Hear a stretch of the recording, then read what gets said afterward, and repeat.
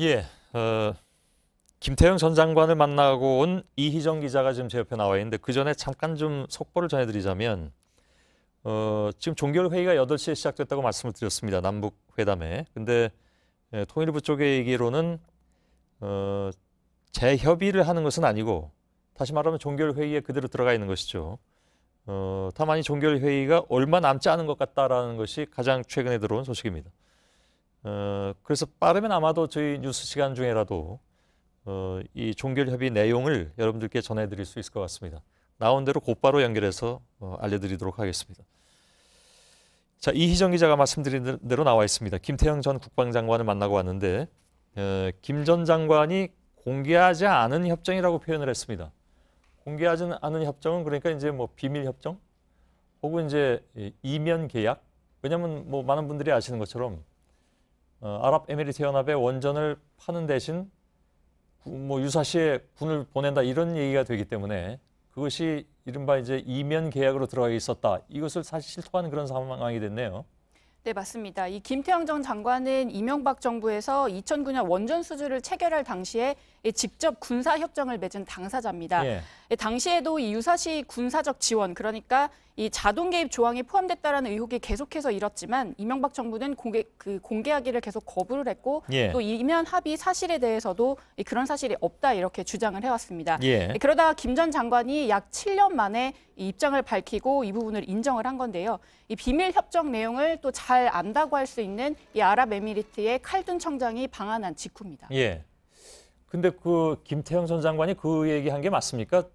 이 내용을, 그러니까 비밀 협정의 내용을 이명박 전 대통령, 당시 대통령에게 보고하지 않았다라고 얘기한 게 맞나요? 네, 제가 오늘 직접 물어봤는데요.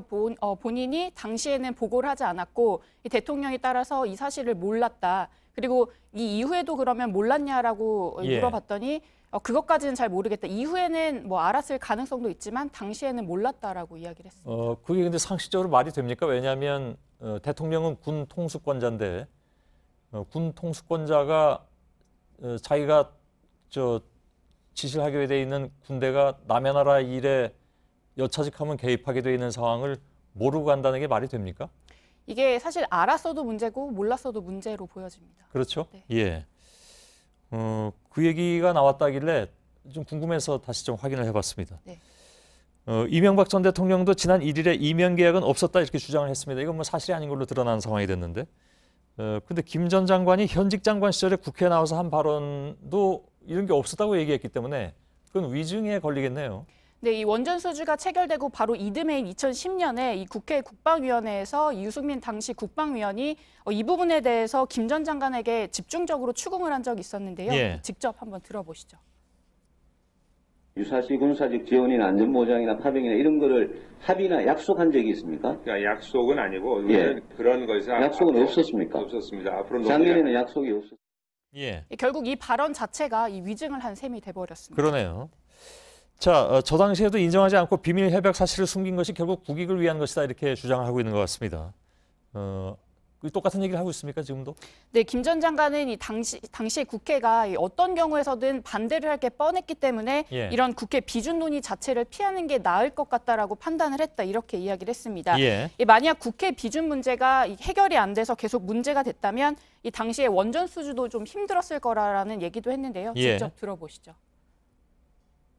국회 비준을 받을 때 이제 국회에서는 비준이 안 될 경우에는 모든 상황이 깨지는 거예요. 날아갈 수 있다. 네가 우리한테 원전만 준다면은 이러이러한 것도 다 우리가 도울 수 있다. 그런 걸 보여준 거거든요.